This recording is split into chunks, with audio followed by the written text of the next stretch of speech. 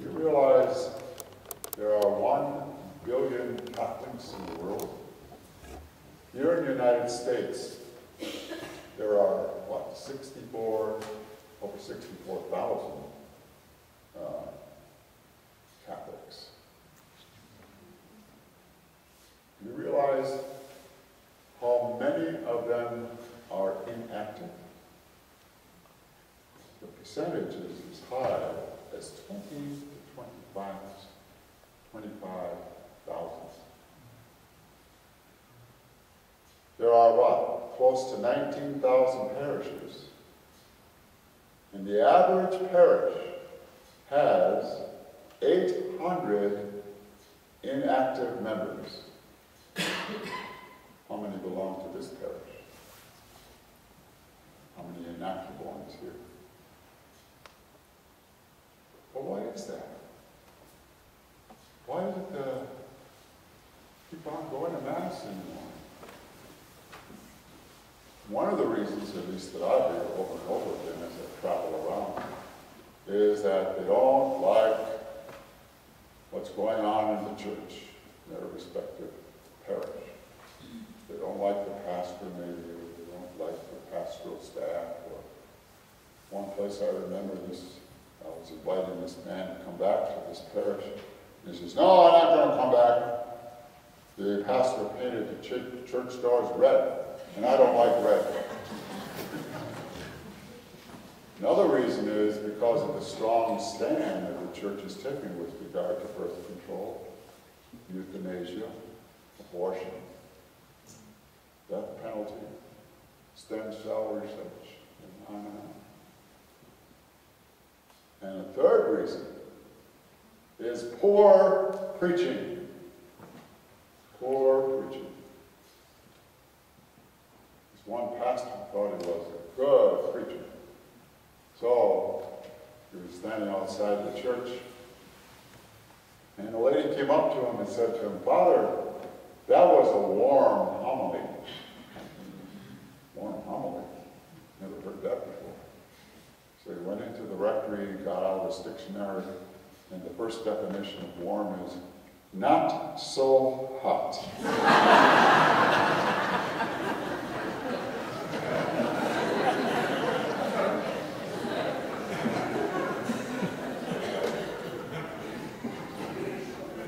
So what are some other reasons why people aren't coming to church?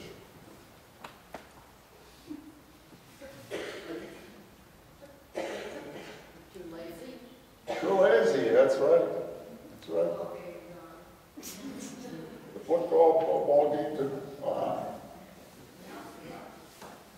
Not the Rockies. Oh, now it's the Rockies. Yeah. Another reason?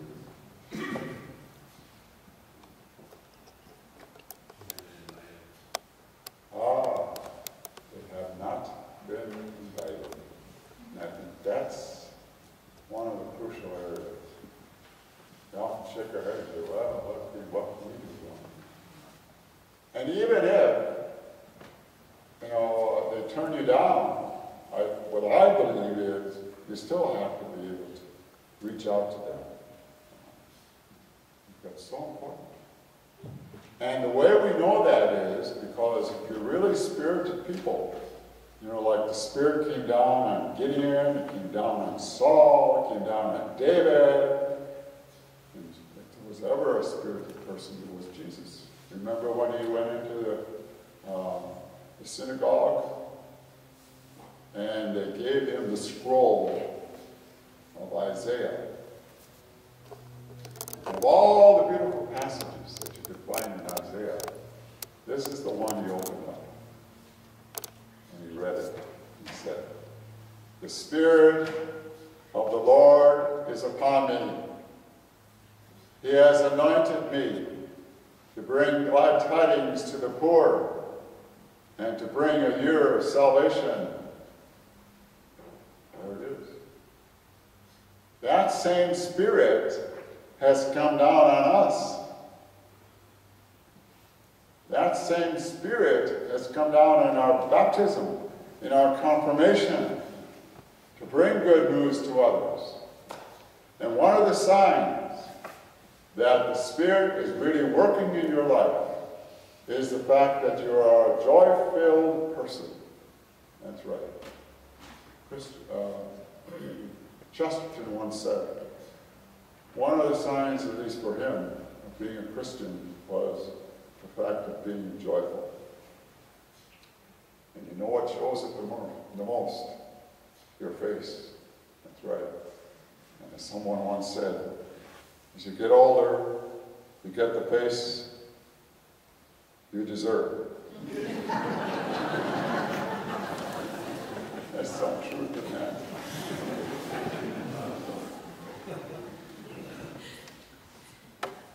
But think about that. And when you read the lives of the saints, those saints, didn't have an easy life.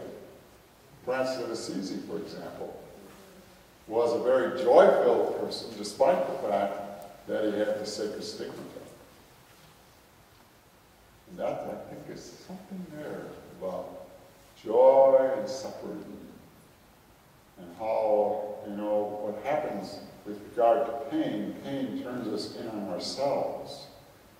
And that's why we have to be very careful that way. With regard to Jesus, remember when he was carrying his cross? And the mothers were weeping and wailing and so on. Jesus was in tremendous pain. And what does he say to these individuals? Don't weep for me, but weep for your children and yourselves. So true. And joy, what does that spell out? J stands for Jesus. O stands for others. Y stands for yourself. And that's a priority. You put Jesus first, others second, yourself last. When I examine myself at the end of the day, I see how often I put myself first. And in connection with that, I think what's so important is that we develop and continue to develop a sense of humor. That's right. Because a sense of humor will often counteract some of the difficulties that we experience, the hardships, the trials, and so on. Remember Pope John the 23rd. Some of the older people here will remember him. Remember when he was elected Pope? And everybody said, what's this old man going to do? Well, this old man surprised everybody by announcing we're going to have a council, a Vatican council. And the cardinals said, you can't do that. And the Pope says, yes, I can. I'm the Pope. Somebody asked him one day, how many people work for you here in the Roman Curia? And he said, oh, about half of them. But that ability that he had, it was so human, and yet had a marvelous sense of